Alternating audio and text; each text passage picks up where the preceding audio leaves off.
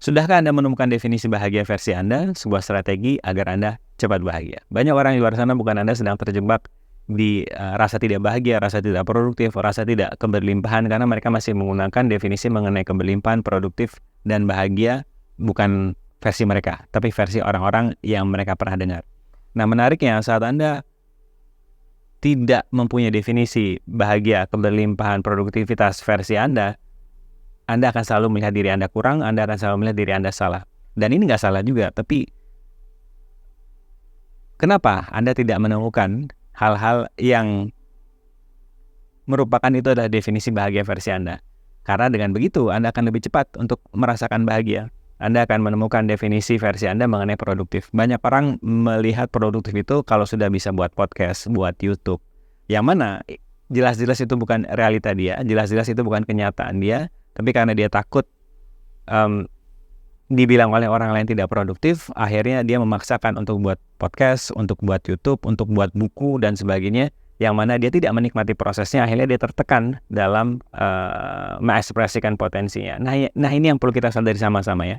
Cara tercepat untuk bahagia adalah mengekspresikan potensi, yang mana saat Anda masih menemukan definisi berkarya punya orang lain, yang Anda jelas-jelas tidak menikmatinya, Anda tidak akan mengekspresikan potensi Anda, akhirnya Anda depresi. Oleh karena itu saran saya, temukan apa definisi Anda mengenai produktif, apa definisi Anda mengenai bahagia, apa definisi Anda mengenai keberlimpahan. Nah, mengenai keberlimpahan ini menarik. Banyak orang menggunakan cara pandang keberlimpahan itu kalau sudah punya rumah banyak, kalau sudah punya mobil, dan sebagainya. Dan itu nggak salah juga, tapi bagaimana jika hal tersebut malah menjadi beban bagi Anda kalau Anda masih menggunakan definisi bahagia versi orang? Bagaimana jika definisi keberlimpahan versi kita adalah saat kita masih diberikan kesempatan hidup, saat kita masih bisa bersyukur, saat kita masih bisa mengekspresikan potensi kita dari waktu ke waktu.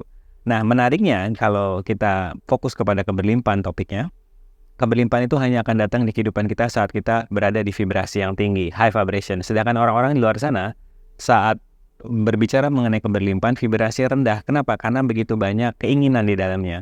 Yang itu adalah hasil dia melihat definisi keberlimpahan versi orang. Punya rumah, punya mobil, dan sebagainya. Bagaimana jika kita dimulai dari keberlimpahan yang menurut kita itu adalah definisi kita, yaitu kita masih diberikan kesempatan hidup, kita masih diberikan kesehatan, dan kita masih bisa berkarya. Nah, saat vibrasi Anda tinggi, Anda akan menarik hal-hal yang secara vibrasi juga tinggi, seperti kemudahan dan kelancaran serta kesuksesan untuk hadir di kehidupan kita. Definisi abundance, keberlimpahan versi kebanyakan orang itu terlalu kecil, terlalu sempit, yaitu sudah punya rumah, karir, dan mobil, artinya aku keberlimpahan. Bagaimana jika Anda diberikan kesehatan, Anda diberikan masih diberikan pekerjaan, kemudian Anda bisa ketemu dengan teman-teman Anda di kantor yang seru, itu juga bentuk keberlimpahan.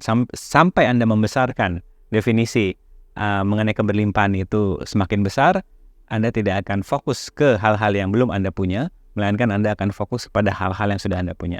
Nah, ini mungkin kedengarannya klasik ya, namun sampai Anda menginginkan hal-hal yang sudah Anda punya, hal-hal yang akan Anda inginkan, itu akan lebih mudah datang ke Anda, karena vibrasi Anda rendah. Karena kalau kita perhatikan, banyak orang ketika berdoa, itu sedang berfungsi dari, aduh Tuhan, kenapa ini terjadi kepadaku? Aku belum punya ini, aku belum punya itu. Yang bergerak dari kurang, lack, dan vibrasinya rendah.